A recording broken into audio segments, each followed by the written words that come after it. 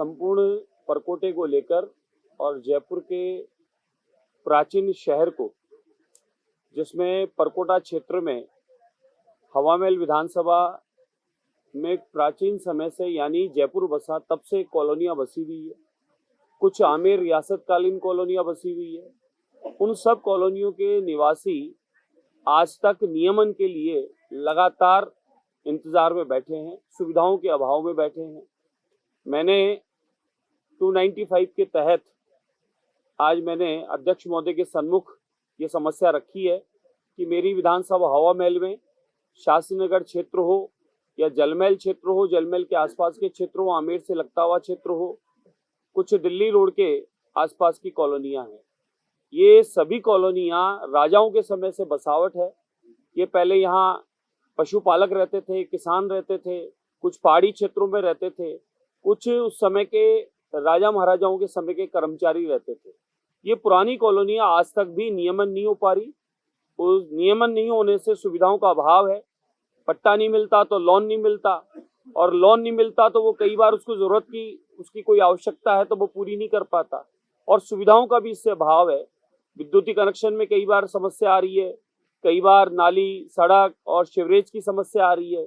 तो इस प्रकार की कई समस्याएं पुराने रहने वालों को आ रही है, और जयपुर के आसपास में बिना नियम कायदे की भी अनगिनत कॉलोनियां बस गई और उनमें सुविधाएं पहुंच गई। और जो जयपुर के मूल निवासी पुराने जमाने से रह रहे हैं, कई पीढ़ियों से रहते आ रहे हैं, आज तक भी वो अभाव में हैं नियमन नहीं होने से। तो मैंने आज अपना क्षेत्र की समस्या का विषय अध्यक्ष महोदय के सम्मुख रखा है कि नगर निगम हो, जेडीए हो या उसमें संबंधित थोड़ा वन विभाग का क्षेत्र आता है, इन सबको मिलकर सामूहिक एक बैठक रखनी चाहिए और इस समस्या के समाधान के लिए कोई जल्दी से जल्दी हल निकालना चाहिए। अन्यथा जयपुर के पुराने निवासियों को वो जगह खाली करके उसके वहां से निकलकर दूसरी अन्य कॉलोनी में जाने की स्थितियां उत्पन्न होती है।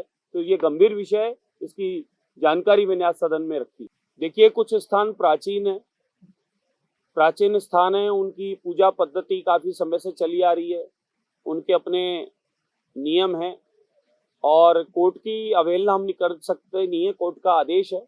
लेकिन इसमें ये देखना पड़ेगा कि कौन से स्थान इस प्रकार के हैं जो पुराने समय के बने हैं, रोड हाईवे बाद में बने हैं, और कुछ स्थान ऐसे हैं कि रोड बनी है, रोड के ऊपर बन गए हैं, और कुछ इस प्रकार के हैं कि डिवाइडरों के ऊपर अतिक्रमण कर दिए गए हैं, कुछ मोड़ इत्यादि पे अतिक्रमण कर दिए गए हैं, और कहीं कोई अगर धर्म की आड़ में किसी प्रकार के कोई इस प्रकार के अतिक्रमण हैं तो कोर्ट ने आदेश दिया है हमारी सुविधा के लिए, और उस सुविधा में हम सबको सहयोग भी करना चाहिए।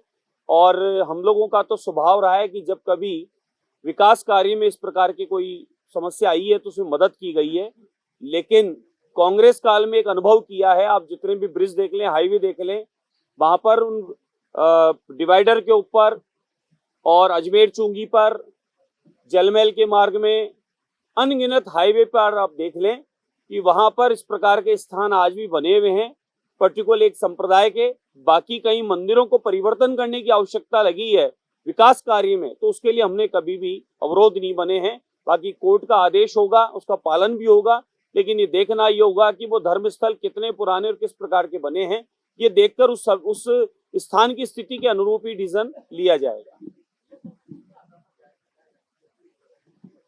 नहीं, शिफ्ट किया जाना चाहिए। बाकी हटाने का तो ये है कि कुछ स्थान ऐसे हैं जैसे बजरंगबली के स्थान है, शिव स्थान है, इनका नियम कायदा ये बनता है शास्त्र मत, क्योंकि प्रतिष्ठा होती है शास्त्रों के अनुरूप। तो नियम ये बनता है कि इन मूर्तियों को हिला नहीं सकते, हटा नहीं सकते, इनको परिवर्तन नहीं कर सकते। तो उसमें जो शास्त्रीय विधि है उसका भी ध्यान रखना होगा।